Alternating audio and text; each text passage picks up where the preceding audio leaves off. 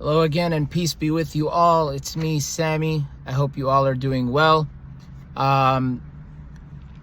It's been a while.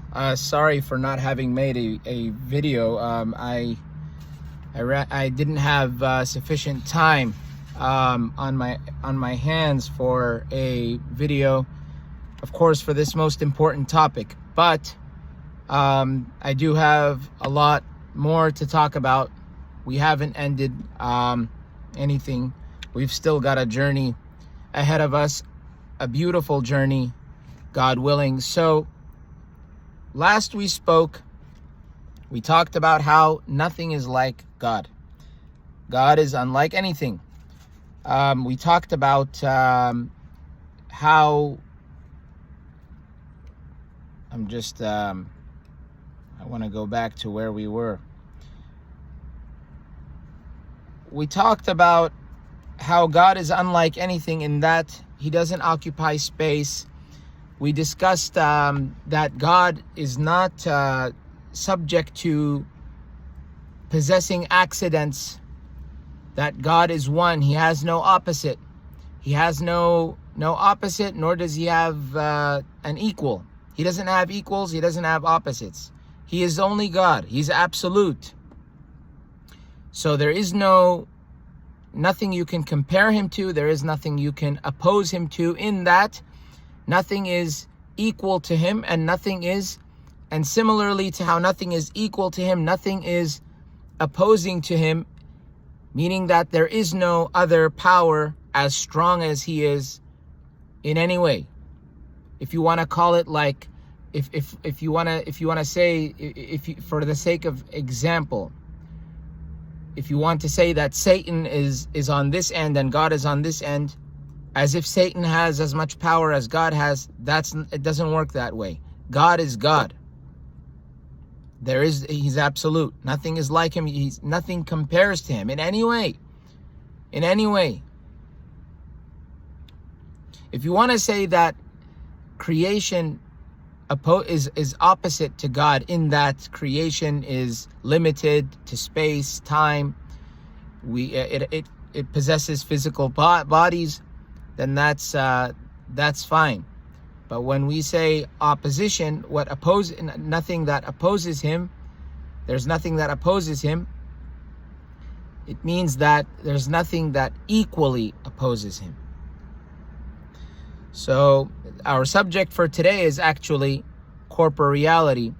It's corporeality, the intellectual and textual proofs that God is not corporeal. What does corporealism mean? Corporealism means, and anthropomorphism, you may have seen in texts the words corporealism, anthropomorphism. These words are basically what translate in Arabic to tajsim and perhaps tashbih, which mean that God, in the context of Islam, that God has a physical form of some kind, a physical form. He has a face, hands, etc.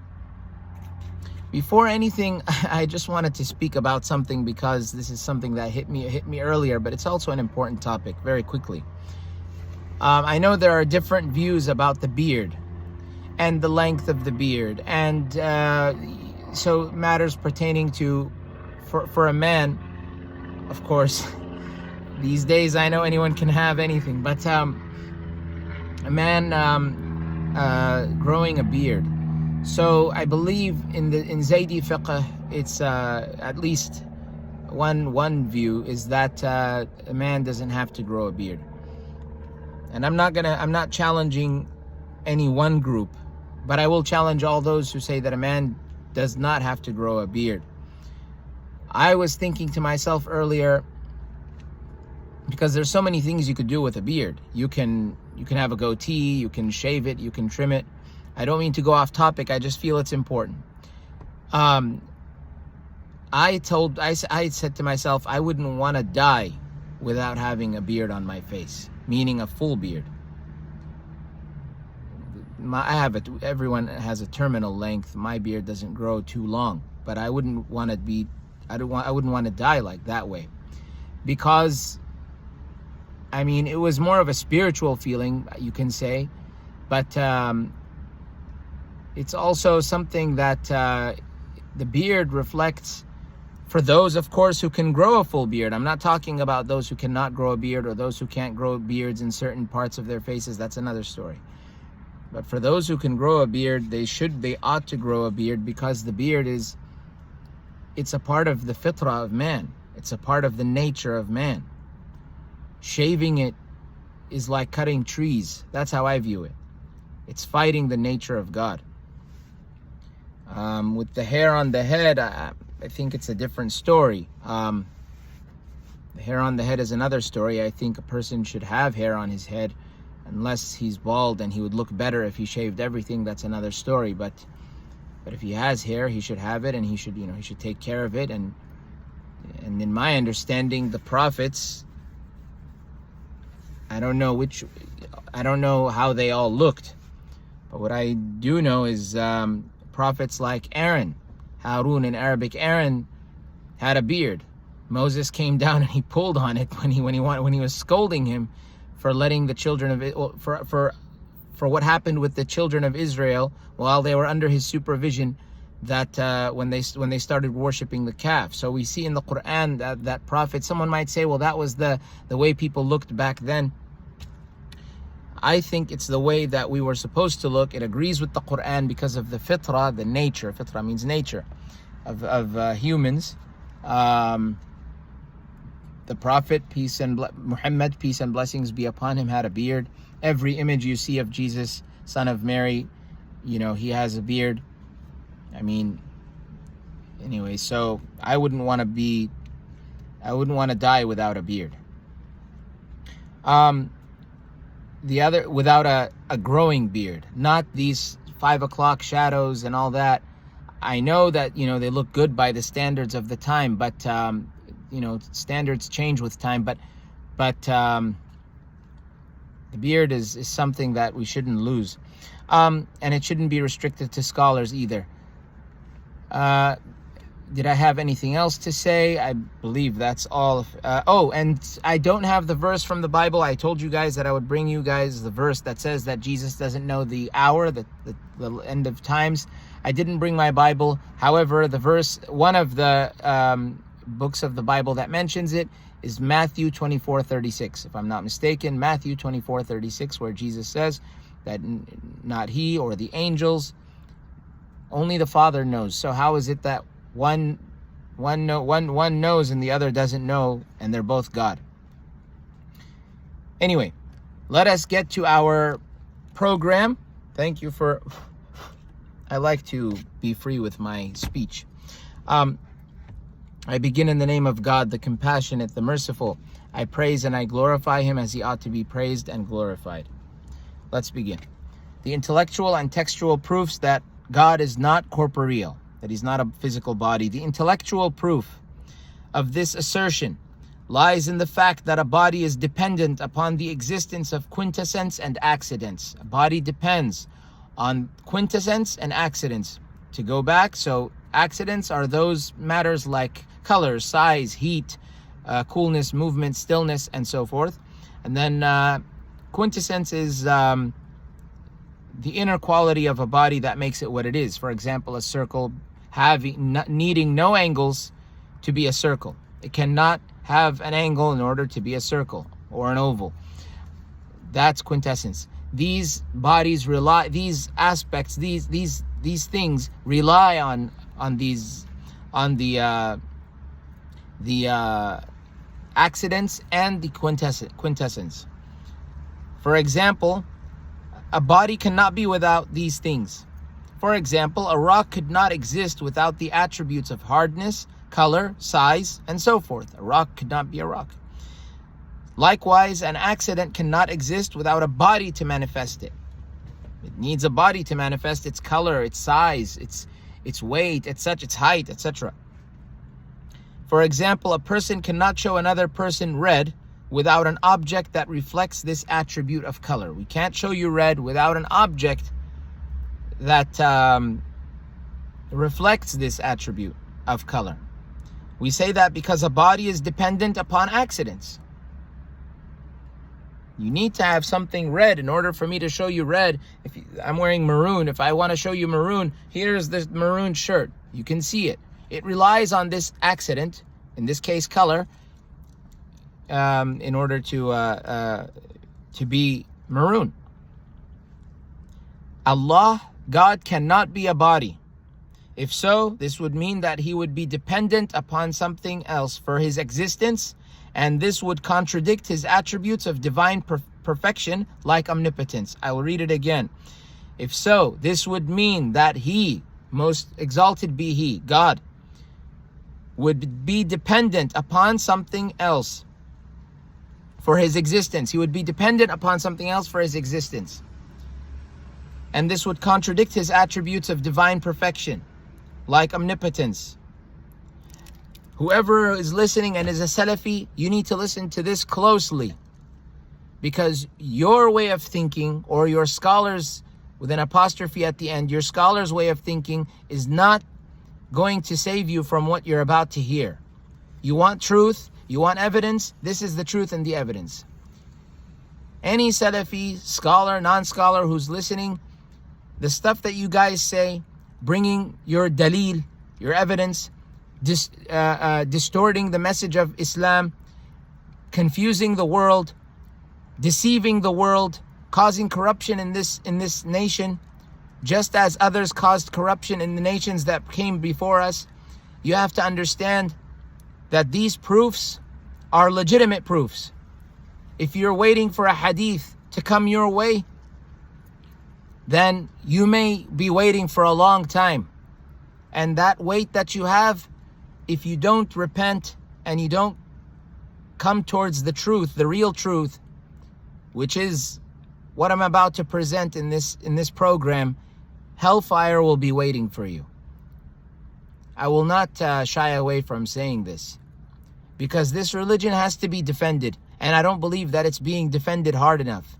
Hellfire will be waiting for you, and because of you, a lot of those who are deceived because of your ignorance and lack of understanding are going to pay the price in the next life. Why? Because you deceived them the way the Satan has deceived you. They say you guys learn, you take from Greek philosophy. They say you know, we use our dhan and opinions. They as the commentators of this book have said, the literalists have basically they've infiltrated everything. You've distorted the image of Islam. God allowed you to do this. God allowed you to do it. And that's where we come in to defend it. I've had certain views that you've held. But if someone came to me with this and I rejected, then there's no blame upon God. There's never any blame on God, but there wouldn't be a blame upon God for punishing me for having misunderstood what he gave to me, because I didn't use my brain, which he blessed me with. He blessed us with brains.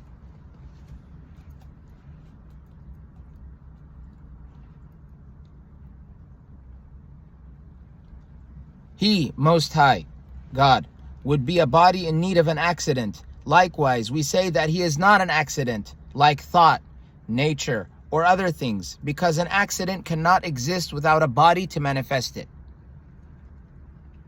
We also say that it is impossible for God to be a body, because a body is dependent and contained in space. Even though some philosophical trends in the past have tried to assert that space is eternal, this theory has been debunked by modern science and is therefore invalid to rely on. If it is affirmed that God created space, this would mean that God would be dependent upon that which he created. God does not depend upon that which he creates. He does not create space and then dwell in it. There's a saying that's used usually by the Ash'aris and the Maturidis, which I have no issue using. That's attributed to Ali ibn Abi Talib, alayhi salam, peace be upon him. Ali, son of Abi Talib, the cousin of the Prophet, where he says, and I'll translate, and even if he didn't say it, it's true. Kan Allahu wa la makan wa huwa al-an ala ma alayhi kan. God was without a place and he is now on what he was, meaning without a place. This can be found, I think, in only one source at least, Al-Farq Baynu al-Firaq, the difference between the differences, which was written by a man by the name of Al-Baghdadi. I forget his full name, Abu Mansur. From what I've heard and read, I don't appreciate him, but that quote is a big one. Where was God before he created space? And I direct this at the Salafis. Where was God before he created space? What do you guys think? Do you think he was floating somewhere? He created the where, he created the there, he created the here. I have to be harsh with the Salafis. They need to be dealt with in a harsh way, because their way is infiltrating the world, spiritually and psychologically, maybe even emotionally. They're destroying the world. Not just them. It's also the Sunnis, in another way. I'm just being honest. I'm not going to hide what I believe just for the sake of diplomacy. The Sunnis, the pseudo-Sunnis, Ash'ari, Maturidi, Deobandi, Brelvi, whatever you are, Sufi, and the Salafis. Even to an extent the Ibadis. These people are deceiving the world. It's our job and our duty to refute these people. There's nothing wrong with being nice to them. There's nothing wrong with giving them gifts, but their beliefs have to be confronted.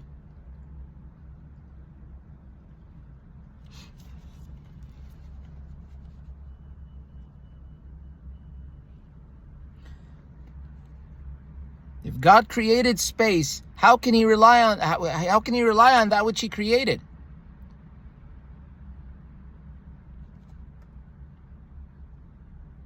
This is impossible to the intellect, because the logical question that follows would be, what did God exist in before there was space? That was my question before I read this.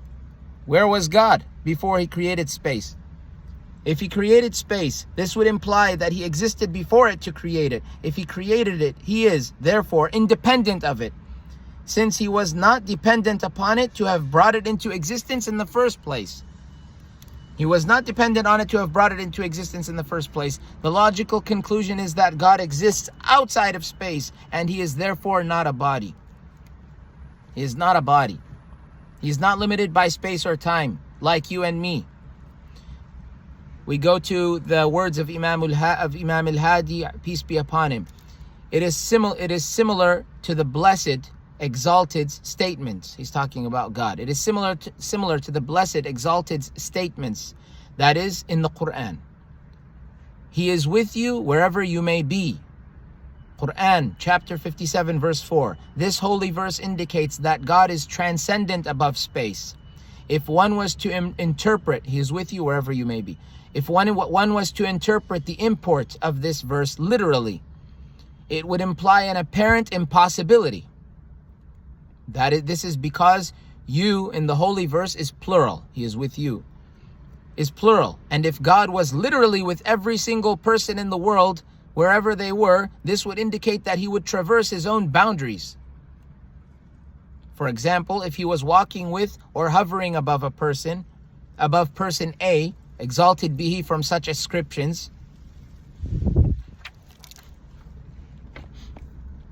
and walking or hovering above person B, the physical meeting of person A and B would entail a plurality of gods. That means there's two gods meeting each other, because God is hovering over person A and he's hovering over person B, or walking with person A and walking with person B. And if they were to meet each other, these two persons, then there would be gods meeting each other. Do you see how they expose the stupidity in such beliefs?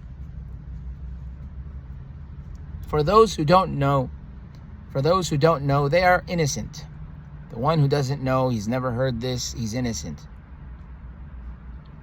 But there are those who know, and they hear these words, but it's not in the form of a video like this, or it's not in depth. It's more in like verbal debate, which still should be, where they still should be refuted. First acquire the knowledge, and then go and face them. without physically hurting them. I'm not advocating violence. I advocate using words to denounce and reject stupid people and stupidity itself.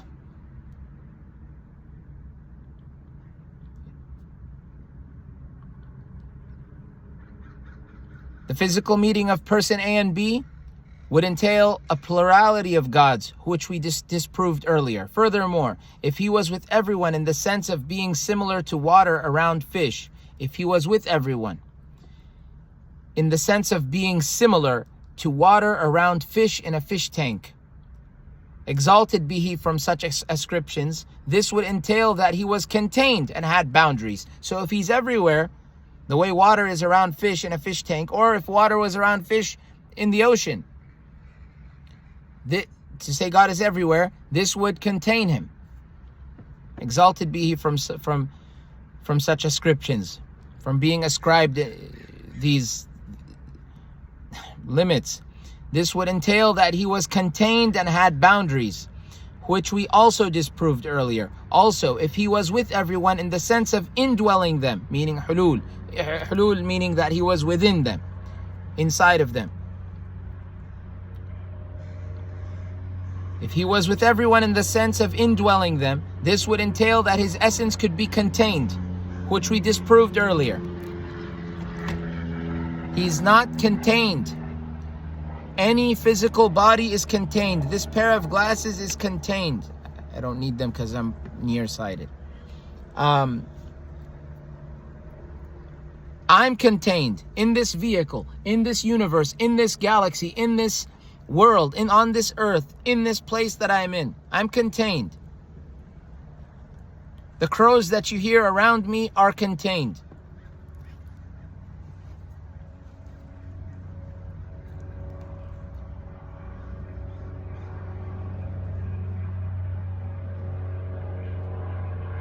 The only logical conclusion regarding the exegesis of this verse is that God is with his creation in the sense of his knowledge being everywhere and all-encompassing.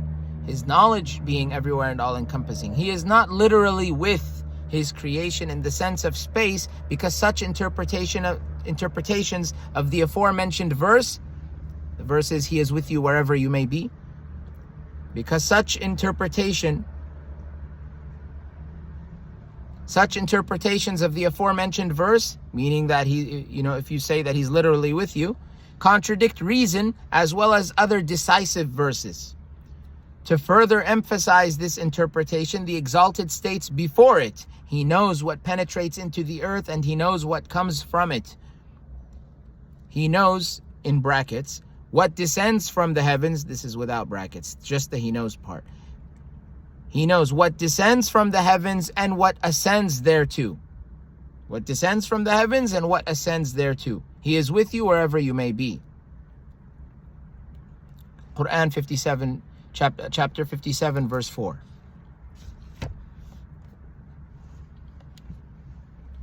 He is with you wherever you may be. The interpretation that the commentators give is that it's his knowledge, which could be the case. I believe that the interpretation for this verse is that he is with you wherever you may be, meaning he's never not there. He's never absent. That's how I interpret it. And I think they acknowledge this. I think I saw this earlier, that he's not, it means he's not hidden. He's not hidden. That was an interpretation I think I saw earlier in the text. That's what I believe is.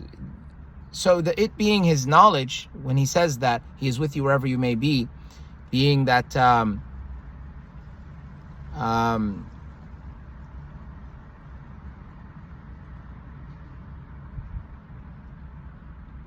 his knowledge is everywhere.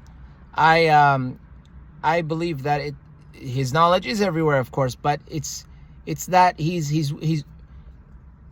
with you wherever you may be, meaning he's not with you in a metaphorical sense, meaning he's always there. God is with me. Or meaning that God is not absent. And yes, he is not unknowing of what's happening, as the previous verses mentioned. The verses which state, He knows what penetrates into the earth, and He knows what comes from it. He knows what descends from the heavens and what ascends thereto. That He knows in this particular part of the verse is in brackets because I don't think it doesn't mention it in the Qur'an in that way, but that's the implication. He knows what descends from the heavens and what ascends thereto. He is with you wherever you may be. He is with you wherever you may be, meaning He knows what's going on. He knows what's happening here, what's happening there, what's happening everywhere.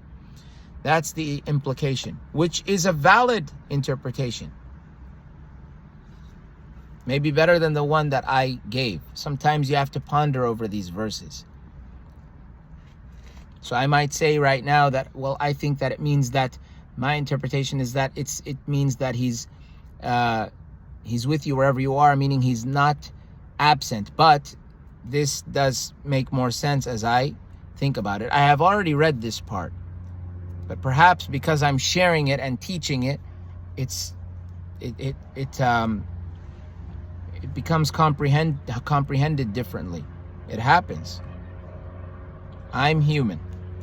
Furthermore, this quotation is preceded by the following statement of the exalted in the previous verse. So it's preceded by the following statement of the exalted of God in the previous verse. He is the first and the last, the manifest and the hidden, and He is the knower of all. He is the knower of all. Chapter 57, verse 3, the one that comes before it. The verse makes it clear that God is the first in the sense of His pre-eternity. He existed before time. He always exists. He is the last in the sense of His eternity. He's eternal. He is the manifest in the sense of Him being known by the signs of His creations. His ayat. Ayat is plural for ayah, which means sign. It could also mean miracle. I don't know how many meanings ayah has, but that's two of them. And He is the hidden in the sense that His essence cannot be encompassed by created space or perception. Created space or perception cannot contain Him. So He is hidden.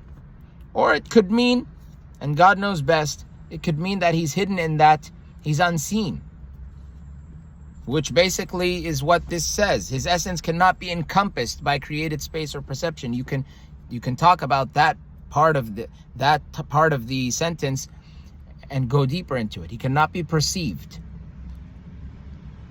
Not that He's hidden in that He doesn't exist. No, He's hidden from perception.